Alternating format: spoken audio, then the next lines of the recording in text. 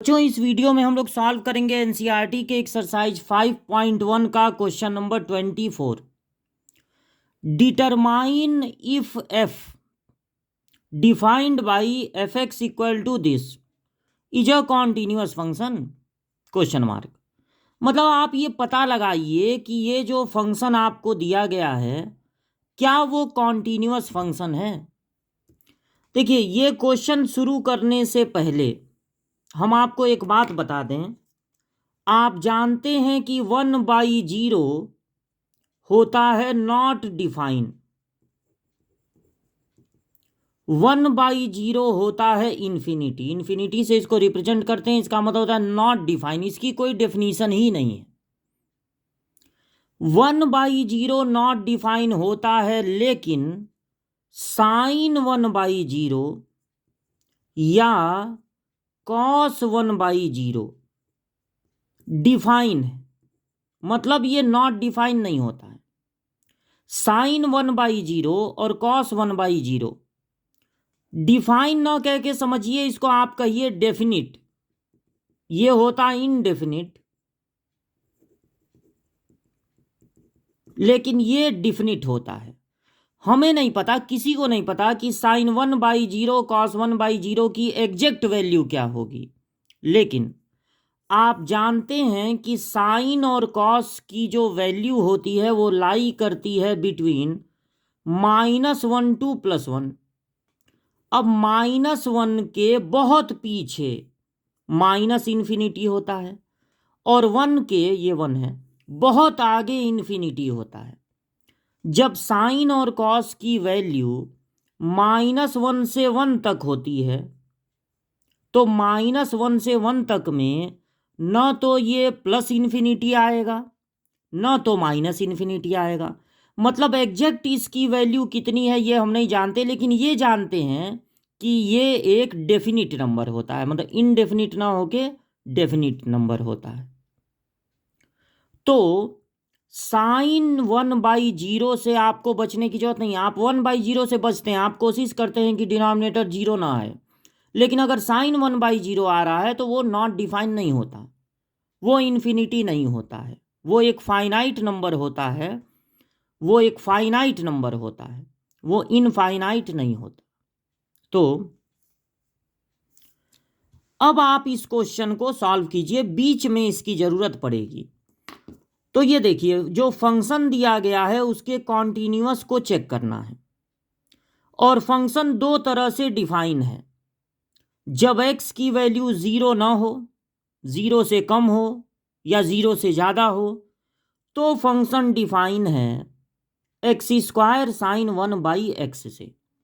लेकिन अगर x की वैल्यू 0 है तो फंक्शन की वैल्यू भी 0 है।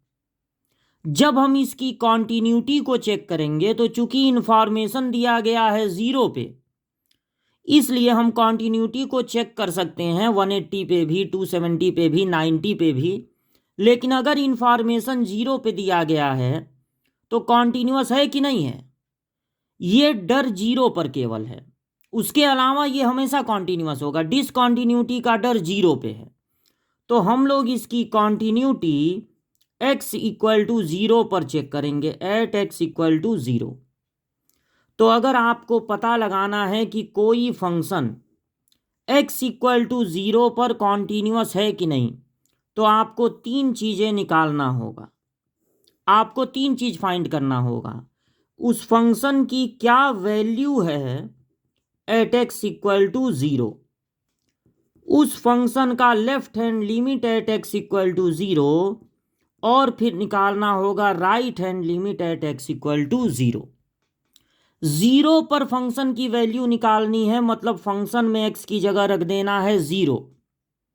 लेफ्ट हैंड लिमिट अगर 0 पर फाइंड करना है तो 0 से थोड़ा कम रखना है, और राइट हैंड लिमिट अगर फाइंड करना है 0 पे तो 0 से थोड़ा ज़्यादा रखना है, और उस कम या ज़्यादा को रिप्रेजेंट करते हैं h से, और चूंकि ये लिमिट है तो h टेंस टू कर देते हैं 0। अब अगर फंक्शन की वैल्यू 0 पे फाइंड करनी है, मतलब x की जगह 0 रखना है, तो फंक्शन में x है ही नहीं कि उसकी जगह 0 रखें, तब फंक्शन की वैल्यू 0 ही हो जाएगी। और अगर 0 से कम है या 0 से ज़्यादा है, तो अगर 0 से कम है तब भी 0 नहीं है, और अगर 0 से ज़्यादा है तब भी 0 नहीं है। तो 0 से कम भी ऊपर वाले में रखा जाएगा और 0 से ज़्यादा भी ऊपर वाले में ही रखा जाएगा। जहां आपको x दिख रहा है वहां आपको रखना है 0 माइनस h, इसका होल स्क्वायर हो जाएगा, फिर साइन 1 होगा 0 माइनस h, और यहां लिमिट लगा देना है h टेंस टू 0। ये माइनस h का होल स्क्वायर हो जाएगा h स्क्वायर, साथ में रहेगा साइन 1 माइनस h और h टेंस टू 0। अगर साइन के साथ माइनस है, किसी भी ट्रिग्नोमेट्री के साथ माइनस हो, तो उसको फोर्थ क्वाड्रेंट में मानते हैं। फोर्थ में साइन होता है निगेटिव, तो साइन के साथ वाला माइनस निकल आता है बाहर। लिमिट h टेंस टू 0, ये साइन के साथ वाला माइनस बाहर निकल आएगा, minus h square sine 1/h बचेगा।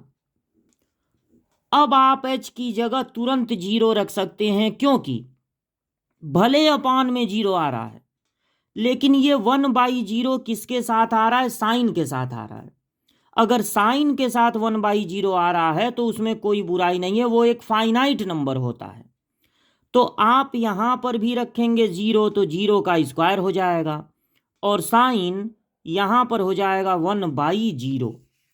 तो माइनस 0 का स्क्वायर तो 0 ही होगा, 0 का स्क्वायर तो 0 ही होगा,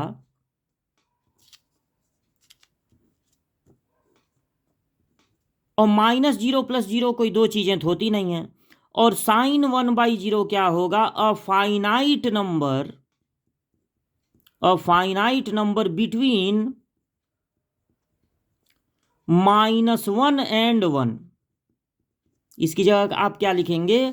साइन 1/0 की जगह a finite number between -1 and 1। Finite शब्द लिखना यहां पर बहुत जरूरी है, क्योंकि 0 का मल्टीप्लाई जब भी किसी फाइनाइट नंबर में होगा तब 0 आएगा।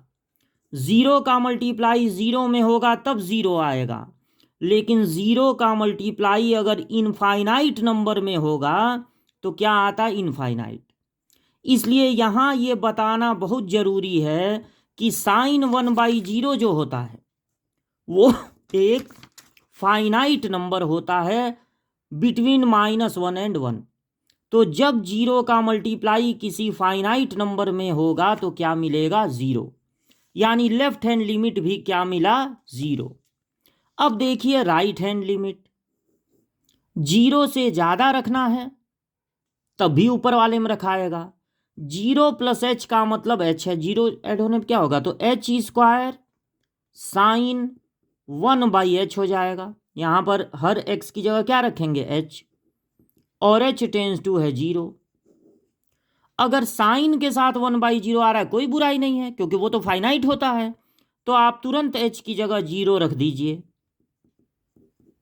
तो 0 का स्क्वायर हो जाएगा 0, और साइन 1/0 होगा a finite number between -1 and 1। तो जब 0 का मल्टीप्लाई इनफाइनाइट में होता है तब इनफाइनाइट आएगा। अगर 0 का मल्टीप्लाई किसी भी फाइनाइट नंबर में होगा तो 0 ही आएगा। तो आपने देखा लेफ्ट हैंड लिमिट भी 0 आया था, यही स्टेटमेंट लिखना पड़ा था। राइट हैंड लिमिट भी 0 आया और फंक्शन की वैल्यू भी 0 है। चूंकि value at 0, left hand limit at 0, right hand limit at 0 तीनों आपस में इक्वल हैं, इसलिए it is a continuous function, या it is continuous at x equal to 0। यानी ये जो क्वेश्चन आपका दिया है वो 0 पर कॉन्टिन्यूअस होगा। मतलब जब आप इसका ग्राफ बनाएंगे तो 0 पर आपको पेन उठाने की ज़रूरत नहीं है, वहाँ भी ग्राफ कॉन्टिन्यू बनता रहेगा।